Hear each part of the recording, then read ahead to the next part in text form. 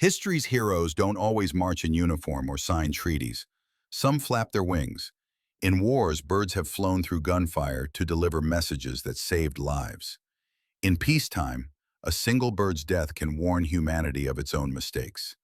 Today, on Era Unlocked, we're exploring three remarkable birds, Cher Ami, G.I. Joe, and Martha, whose stories reveal courage, survival, and a hard-won lesson about the world we share. Cher Ami, the wounded messenger of World War I. World War I was a conflict fought with trenches, mud, and new deadly technologies, but communication was still painfully slow. Field telephones were unreliable, radios were bulky and easily intercepted, and runners often didn't make it through no man's land. Into this grim landscape came an old-fashioned ally, the homing pigeon. The U.S. Army Signal Corps maintained thousands of trained pigeons to carry messages from the front lines back to command posts. Among them was a small, scrappy bird named Cher Ami, French for dear friend. He was trained in the U.S., shipped to Europe, and assigned to the 77th Division, which would soon become famous for its ordeal in the Argonne Forest. On October 3, 1918, during the Meuse-Argonne offensive, more than 500 men of the 77th became trapped behind enemy lines. Surrounded by Germans, cut off from supplies, they were being shelled by their own artillery, who didn't know their position. With no way to radio out, the men attached a desperate plea to their last pigeon, Cher Ami. "We are along the road parallel to 276.4. Our own artillery is dropping a barrage directly on us. For heaven's sake, stop it." As soon as Cher Ami took flight, German soldiers spotted him. Bullets ripped through the air. He was hit in the chest, blinded in one eye, and one leg was almost severed. But he kept flying, 25 miles back to headquarters in just under 30 minutes. The message was received. The shelling stopped. Roughly 200 men of the lost battalion survived because a little pigeon didn't give up. Army medics saved Cher Ami's life, fitting a tiny wooden prosthetic to his shattered leg. He became a celebrity, awarded France's Croix de Guerre, and beloved by the soldiers he had saved.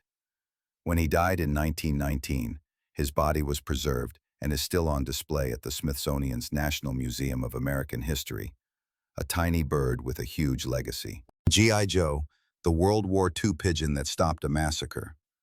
25 years later, another war engulfed the world. By World War II, technology had advanced. Radios were better, codes were stronger, but carrier pigeons still served as a backup when nothing else worked. In Italy, 1943, one such bird named G.I. Joe performed a mission so precise it saved over 1,000 soldiers from friendly fire. On October 18th, British forces occupied the village of Calvi Vecchia ahead of schedule. American planes were already on their way to bomb the area, believing it still held German troops. Radios failed, telegraph lines were cut, and no phone call could reach the pilots in time. With only minutes to spare, British soldiers attached a handwritten message to G.I. Joe's leg and released him. The bird flew more than 20 miles in just 20 minutes, reaching the American airbase moments before the bombers took off. The message canceled the strike and saved the lives of the British unit and hundreds of civilians in the village. For this act, G.I. Joe was awarded the Dickon Medal, the highest honor for animal bravery in the UK, and became a living example of how, even in an age of radio and radar, a bird's instinct could outpace machines. He lived out his retirement at the U.S. Army Pigeon Breeding and Training Center in New Jersey, a quiet hero whose quick flight prevented a tragedy that few would ever know about. Martha, the last passenger pigeon. Not every historic bird is a war hero. Some carry a warning instead of a message. 2 centuries ago, the passenger pigeon was the most numerous bird in North America, perhaps the most numerous bird on Earth. Flocks so massive they darkened the sky for hours. Audubon wrote that their numbers were inconceivable, but abundance bred carelessness. Habitat destruction and relentless hunting for meat turned this ocean of wings into a trickle within decades. By the late 19th century, wild passenger pigeons were gone. Only a few survived in captivity. The last of them, a female named Martha, lived at the Cincinnati Zoo. Visitors paid to see her as a curiosity, the end of a species. On September 1st, 1914, Martha died quietly in her cage. With her, a species of billions vanished forever. Martha's death shocked the public. Newspapers mourned her as a symbol of human wastefulness. Her body was sent to the Smithsonian and put on display, just like Cher Ami. But her story sparked something new: the modern conservation movement. Laws protecting migratory birds soon followed. Scientists began seriously thinking about extinction, not as an act of fate, but as a preventable consequence of human action.